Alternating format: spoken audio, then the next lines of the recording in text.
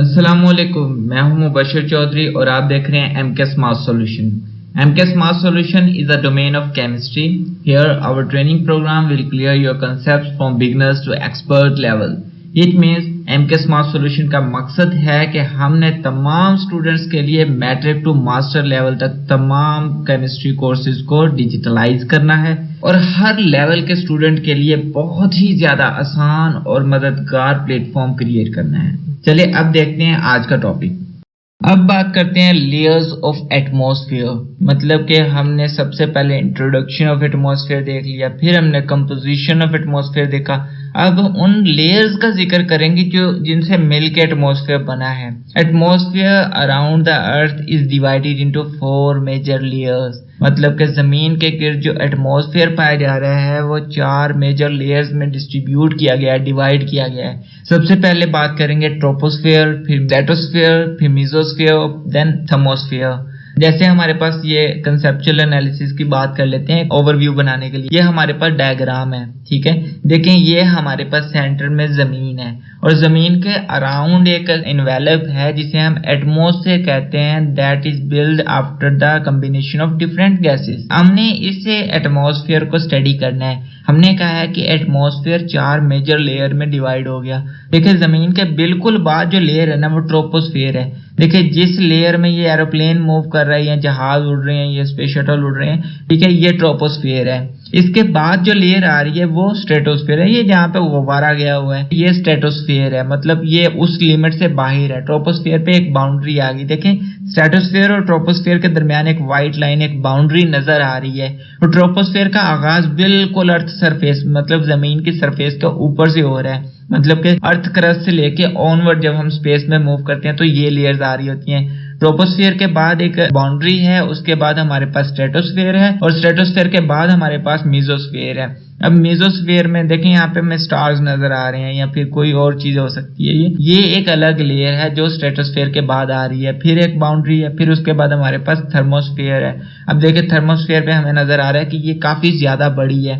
जैसे जैसे हम जमीन से आउटवर्ड दूर होते जाएंगे, मूव करते जाएंगे बाहर की तरफ स्पेस में, तो क्या होगा ये लेयर्स अपना डिस्टेंस बढ़ाती जाएंगी. और उसके बाद सबसे बड़ी लेयर हम इसे काउंट तो नहीं करते एटमॉस्फेयर में, लेकिन हम इसे नाम दे सकते हैं कि ये एक्सोस्फेयर है. मतलब थर्मोस्फेयर के बाद जितनी भी डिस्टेंस तक चले जाओ वो एक्सोस्फेयर मतलब के जमीन से बाहर वाला एक्सो दूसरा हिस्सा है वो जमीन में नहीं आ रहा. हमारे पास जो मेजर एटमॉस्फेयर की लेयर है वो ट्रोपोस्फेयर, स्ट्रेटोस्फेयर, मेसोस्फेयर और थर्मोस्फेयर है.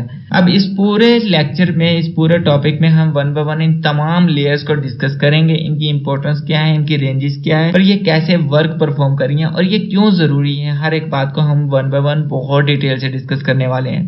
तो सबसे पहले बात करते हैं लेयर ऑफ एटमॉस्फेयर में ट्रोपोस्फेयर. ट्रोपोस्फेयर क्या है? Troposphere is a layer of atmosphere is just above the Earth's surface and extend from 0 to 12 kilometre. कह सकते हैं कि जमीन से बिल्कुल बाहर वाली एक लेयर है, बिल्कुल जमीन की सरफेस है, अर्थ की क्रस्ट है जहाँ पे हम खड़े हो इस टाइम. उस जमीन से लेके अपवर्ड जैसे मूव करेंगे 0 to 12 किलोमीटर तक की रेंज तक हमारे पास ट्रोपोस्फेयर पाई जा रही है. जैसे हम बात कर लेते हैं ये लेवल 1 है. इस लेवल की रेंज क्या है? 0 to 12 किलोमीटर है और ये जमीन की सरफेस से लेके 12 किलोमीटर अपवर्ड तक पाई जा रही है. इस स्फीयर को, इस लेवल को हम ट्रोपोस्फियर कह देते हैं. नेक्स्ट बात करते हैं the major component of it is oxygen and nitrogen gases. मतलब कि इस लेयर की सबसे जो मेजर कंपोनेंट्स होते हैं, मतलब जो गैसेस इस लेयर में लाइफ को सपोर्ट कर रही होती हैं वो ऑक्सीजन और नाइट्रोजन गैसेस होती हैं. हमने देखा है कि नाइट्रोजन 78.09% पाई जा रही होती है और ऑक्सीजन 20% पाई जा रही होती है.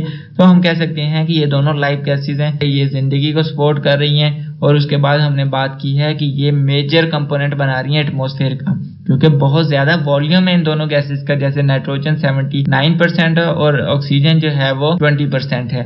These two gases compose 99% by volume of the earth surface. ये जो दोनों गैसेस हैं ये जमीन की सरफेस का 99% वॉल्यूम कंस्ट्रक्ट कर रही हैं, बना रही होती हैं. अब इंपॉर्टेंस ऑफ ट्रोपोस्फेयर. ट्रोपोस्फेयर की अहमियत क्या है?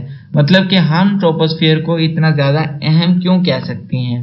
Although the concentration of carbon dioxide and water vapor is negligible in atmosphere, yet they play a very important role to maintain the temperature of atmosphere or earth. जो हम कह सकते हैं कि हत्ता के हमने देखा है कि कार्बन डाइऑक्साइड 0.03% पाई जा रही है और वाटर वेपर्स तो इतने कम वैल्यू में पाए जा रहे हैं कि हमने उन्हें काउंट ही नहीं किया.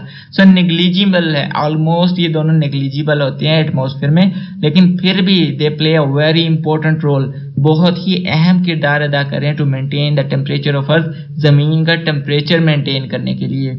Both of these gases allow the visible light to pass through it but absorb infrared radiation emitted by the Earth's surface. मतलब ये दोनों गैसेस क्या करती हैं, ये विजिबल लाइट को अलाउ कर देती हैं कि वो इसमें से गुजर सकती हैं. वाटर वेपर्स में से भी विजिबल लाइट गुजर जाती है और हमारे पास कार्बन डाइऑक्साइड है उसमें से भी विजिबल लाइट गुजर जाती है. जमीन के अंदर तो आ सकती है ये विजिबल लाइट, लेकिन उसके बाद जमीन से टकराने के बाद जो इसमें इंफ्रारेड रेडिएशन पाई जा रही होती है उसे ये एब्जॉर्ब कर लेती हैं और उसे जमीन से निकलने नहीं देती, जिसकी वजह से क्या होता है कि जमीन का जो एनवायरनमेंट है, जमीन का जो टेम्परेचर है वो गर्म ही रहता है. So they are very important to maintain the temperature of Earth. Therefore, these gases absorb much of the outgoing radiation and warm the atmosphere. ये बात हम कर चुके हैं कि ये गैसेस जमीन से बाहर निकलने वाली कई सारी रेडिएशंस को एब्जॉर्ब कर लेती हैं और उसके बाद जमीन का एनवायरनमेंट गर्म रखती हैं, वार्म अप रखती हैं एनवायरनमेंट को. As the concentration of these gases decreases gradually with increasing the altitude, corresponding temperature also decreases at the rate of 6 degree Celsius per kilometer. मतलब हम कह सकते हैं कि ये जो गैसेस हैं जैसे जैसे हम जमीन से अपवर्ड मूव करेंगे, देखिए हमने कहा है कि ट्रोपोस्फेयर की रेंज के 0 किलोमीटर टू 12 किलोमीटर, मतलब हम जमीन से बाहर मूव करें 12 किलोमीटर तक, जैसे जैसे हम मूव करते जाएंगे इन गैसेस का वॉल्यूम भी कम होता जाएगा. आगे वो बहुत ज्यादा कम वैल्यू में पाई जा रही हैं और कम होती जाएंगी. देखिए जैसे जैसे हम मूव करते हैं, फॉर एग्जांपल जमीन से 1 किलोमीटर ऊपर गए तो इनकी वैल्यू कम हो गई और टेम्परेचर की वैल्यू 6 डिग्री सेल्सियस कम हो गई. ठीक है, 2 किलोमीटर गए तो टेम्परेचर की वैल्यू 12 डिग्री सेल्सियस कम हो गई और गैसेस की कंसंट्रेशन वो भी कम हो गई.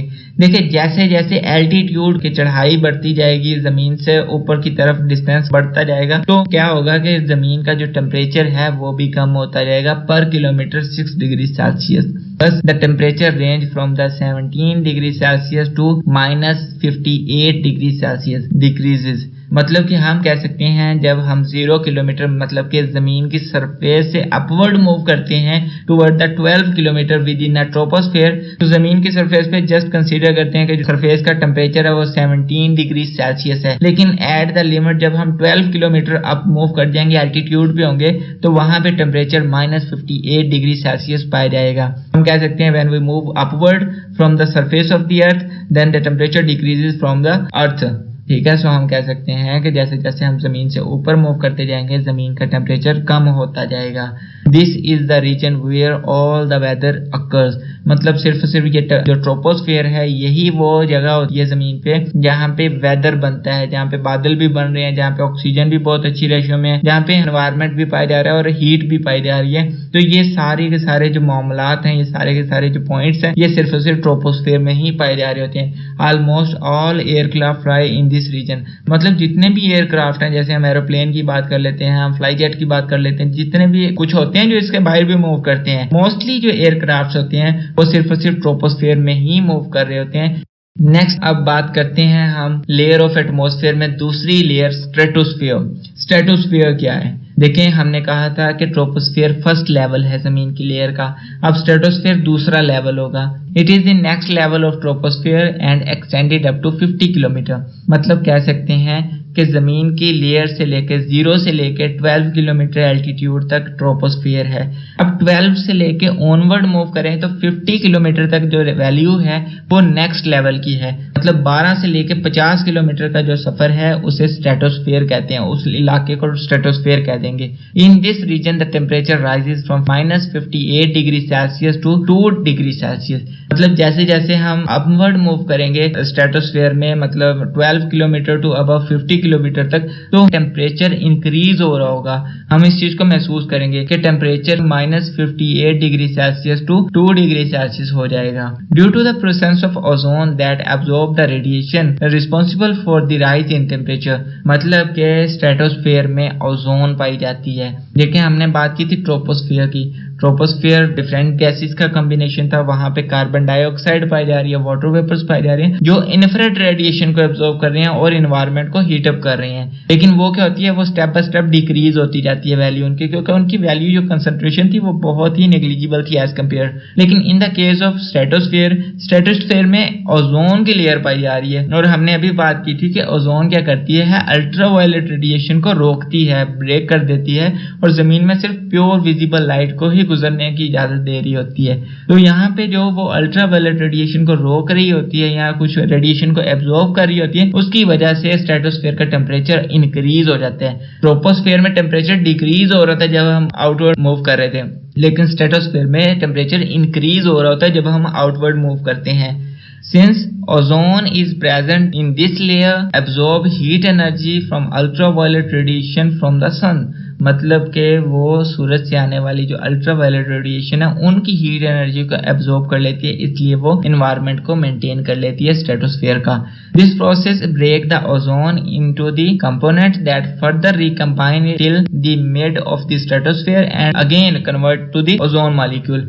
अब देखिए जब ओजोन के मॉलिक्यूल इतनी ज्यादा एनर्जी को एब्जॉर्ब करते हैं तो उनके मॉलिक्यूल्स टूट जाते हैं। देखिए हमने बात की थी कि मॉलिक्यूल कॉम्बिनेशन से बने हैं, कॉम्बिनेशन में केमिकल बॉन्डिंग। अब केमिकल बॉन्डिंग कुछ एनर्जी रखती है, लेकिन जैसे ही वो केमिकल बॉन्ड बनता है, हमने देखा था इलेक्ट्रॉन की शेयरिंग होती है, इलेक्ट्रॉन आपस में शेयरिंग पेयरिंग बनाते हैं, उसके बाद ही एक मॉलिक्यूल बनते हैं। तो ओजोन में 3 एटम होते हैं ऑक्सीजन के, और वो तीनों एटम केमिकल बॉन्डिंग से आपस में एक मॉलिक्यूल की शक्ल बना लेती हैं, और वो सारे मॉलिक्यूल इंट्रामॉलिक्यूलर फोर्सेस से एक लेयर बना लेती हैं। जब सूरज से ultraviolet radiation heat energy provide करती है ओजोन को, तो उस केमिकल बॉन्डिंग है उसमें पाए जाने वाले इलेक्ट्रॉन्स मुतहर्रिक हो जाते हैं, डीलोकलाइजेशन तेज हो जाती है, एटलीस्ट वो इलेक्ट्रॉन अपनी बॉन्डिंग ब्रेक कर लेते हैं और वो दोबारा एटॉमिक फॉर्म और मॉलिक्यूलर फॉर्म में कन्वर्ट हो जाते हैं। इस पूरे प्रोसेस का मतलब है ओजोन ब्रेक हो जाती है। लेकिन क्या होता है कि जैसे ही वो मॉलिक्यूल मिड तक आते हैं स्ट्रेटोस्फेयर के, वो दोबारा आपस में इंटरलिंक करते हैं, जुड़ जाते हैं और दोबारा ओजोन बना लेती हैं। इस पूरे प्रोसेस को मैं ऐसे ब्रीफ करता हूँ। यहाँ पे हमारे पास इक्वेशन है, at the top of stratosphere, मतलब स्ट्रेटोस्फेयर के टॉप पे क्या है, हमारे पास है ओजोन O3, गैसियस है बट लेयर है। लेकिन यहाँ पे क्या होता है, ये हाई एनर्जी रेडिएशन जिसे हमने अल्ट्रावायलेट रेडिएशन कहा है, उसमें से हीट एब्जॉर्ब कर लेती है। जब ओजोन मॉलिक्यूल हीट को एब्जॉर्ब करता है तो वो 2 हिस्सों में, 2 कंपोनेंट में टूट जाता है। एक तो हमारे पास है ऑक्सीजन O2 और दूसरा कंपोनेंट हमारे पास है O, नेसेंट ऑक्सीजन, एक अकेला एटम है ऑक्सीजन का। जब ये दोनों कंपोनेंट ऑक्सीजन और नेसेंट ऑक्सीजन नीचे आ रहे होते हैं स्ट्रेटोस्फेयर में, तो जैसे ही वो मिडल लेयर तक पहुंचते हैं, at the middle layer of stratosphere, component of oxygen and oxygen molecule recombine, मतलब again converted to the ozone. देखें दोबारा फिर वो ओजोन में कन्वर्ट हो जाते हैं और दोबारा फिर मूव कर जाते हैं अपर और उस लेयर का हिस्सा बन जाते हैं। The lower stratosphere receive the very low value of ultraviolet radiation, thus the oxygen is not found here and the ozone is not formed. यही वजह है जो स्ट्रेटोस्फेयर का जो बिल्कुल लोअर स्टेज है, मतलब नीचे वाला हिस्सा है, वहां अल्ट्रावायलेट रेडिएशन इतनी ज्यादा रिसीव नहीं होती, उसकी वैल्यू बहुत कम होती है। इसकी वजह से क्या होता है कि oxygen is not found here, oxygen form नहीं पाई जा रही होती वहां पे ऑक्सीजन दोबारा ओजोन में कन्वर्ट हो जाती है। सो हम ये कह सकते हैं कोई इंटरमीडिएटरी स्टेट होती है वहां पे स्ट्रेटोस्फेयर के एंड पे। नेक्स्ट हम बात कर लेते हैं, हमारे पास नेक्स्ट लेयर है लेयर ऑफ एटमॉस्फेयर में mesosphere. Mesosphere it is the next layer, next level of the stratosphere, मतलब स्ट्रेटोस्फेयर से ऊपर जो लेवल है उसे हम मेसोस्फेयर कह देते हैं। That extend up to 85 kilometre. देखिए हमने बात की थी कि ट्रोपोस्फेयर जमीन से 12 किलोमीटर की हाइट तक होती है उसकी लिमिट, और 12 किलोमीटर से 50 किलोमीटर तक हमारे पास स्ट्रेटोस्फेयर है जिसमें ओजोन पाई जाती है, और 50 से ऊपर 85 मतलब 85 किलोमीटर तक जो लिमिट है लेयर की एटमॉस्फेयर की, उसे मेसोस्फेयर कहते हैं। ये बाउंड्री एटमॉस्फेयर में मेसोस्फेयर कहलाती है। In this region temperature decreases from 2 degree Celsius to -93 degree Celsius. मतलब ये वो जगह है जहाँ पे टेम्परेचर कम हो रहा होता है। एटलीस्ट हमने बात की थी कि स्ट्रेटोस्फेयर में -58 डिग्री सेल्सियस से 2 डिग्री सेल्सियस तक टेम्परेचर इंक्रीज होता है, और उसके बाद जब मेसोस्फेयर में मूव करते हैं तो टेम्परेचर 2 डिग्री सेल्सियस से -93 डिग्री सेल्सियस तक डिक्रीज कम हो जाता है। Most of ozone is created here. ज्यादातर जो ओजोन होती है वो यहाँ पे बन रही होती है, मेसोस्फेयर में बन रही होती है। मेसोस्फेयर के बाद हमारे पास आ जाती है thermosphere. It is the next layer of mesosphere. Mesosphere से बिल्कुल बाद वाली जो लेयर है उसे थर्मोस्फेयर कहते हैं and extend up to 120 kilometre. मतलब हमने बात कर ली कि हमारे पास फर्स्ट लेयर 12 किलोमीटर पे खत्म हो रही है, दूसरी लेयर 50 किलोमीटर पे खत्म हो रही है, और तीसरी लेयर 85 किलोमीटर पे खत्म हो रही है, और उसके बाद जो नेक्स्ट एंड फाइनल लेयर है हमारे पास वो 120 किलोमीटर पे खत्म हो जाती है। तो हम कह सकते हैं thermosphere is the next to the mesosphere, that level expand up to the 120 kilometre next to the mesosphere. मतलब मेसोस्फेयर से ऑनवर्ड 120 किलोमीटर तक के एरिया में ये लेयर खत्म हो जाती हैं। In this region, temperature increases from -93 degree Celsius to onward. मतलब इस लेयर में थर्मोस्फेयर में टेम्परेचर बढ़ रहा होता है, इंक्रीज हो रहा होता है। हत्ता कि हमने पिछली लेयर में बात की मेसोस्फेयर में टेम्परेचर -93 डिग्री सेल्सियस तक गिर गया था, लेकिन इस लेयर में 93 डिग्री सेल्सियस से ऑनवर्ड टेम्परेचर बढ़ता ही जा रहा होता है, कोई फिल्टर नहीं होता उसमें। हमने लेयर ऑफ एटमॉस्फेयर में ओवरऑल स्टडी की एटमॉस्फेयर को। एटमॉस्फेयर में हमने सबसे पहले बात की कंपोजिशन ऑफ एटमॉस्फेयर। उसमें हमने देखा कि कितनी कंपोजिशन है, nitrogen, oxygen, argon, carbon dioxide ये पाई जा रही होती है। साथ ही हमने उनकी वैल्यूज को डिस्कस कर लिया बाय वॉल्यूम। नाइट्रोजन हमारे पास 78% पाई जा रही है, ऑक्सीजन 21%, एटलीस्ट 20.09% ओवरऑल हम कह सकते हैं राउंड फिगर में 21% पाई जा रही है ऑक्सीजन।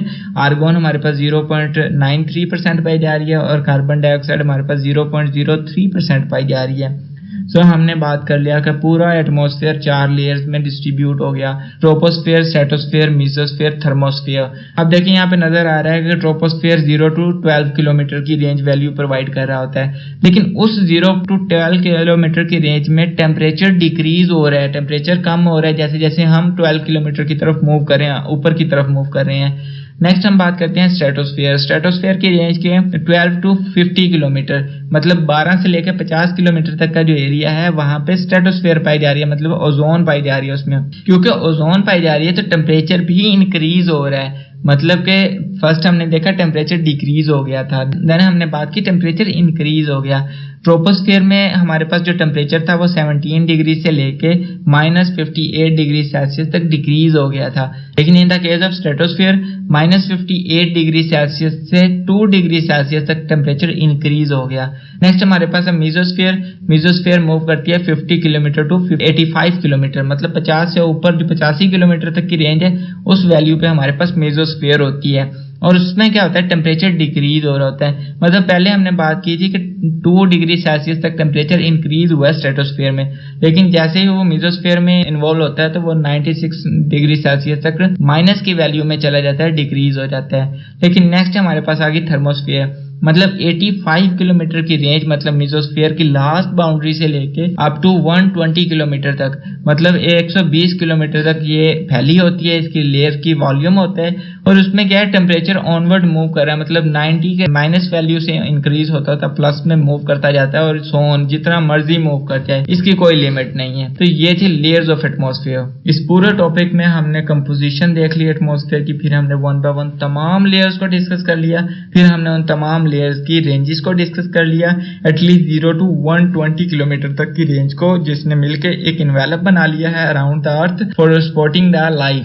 हमने इसे डील कर लिया, और टेम्परेचर का अप डाउन जो फॉल और राइज का प्रोसेस है हमने उससे भी देख लिया कि पहली लेयर में टेम्परेचर डिक्रीज हो रहा है, दूसरी लेयर में टेम्परेचर इंक्रीज हो रहा है, तीसरी लेयर में फिर टेम्परेचर डिक्रीज हो रहा है, और चौथी लेयर में ऑनवर्ड टेम्परेचर इंक्रीज हो रहा है। उससे हमें कोई वास्ता नहीं है कि वो कितना बढ़ रहा है। तो this is the layer of atmosphere. उम्मीद करता हूँ हमारी ये मेहनत आपके लिए मददगार साबित हो। प्लीज हमारे चैनल को सब्सक्राइब, लाइक, शेयर जरूर करें, और अगर आप इस तमाम कोर्स को एक ऑर्गेनाइज्ड वे में स्टडी करना चाहते हैं तो आप हमारी वेबसाइट mksmathsolution.blogspot.com, जिसका लिंक डिस्क्रिप्शन में मौजूद है, उसे विजिट करें। यहाँ पे आपको आपके कोर्स से रिलेटेड तमाम डाटा एक वेल ऑर्गेनाइज्ड फॉर्म में मिलेगा from the matric to master level. Thanks to watch. If you have any query, you can find me in comment box or you can also contact me on WhatsApp. Khuda Hafiz.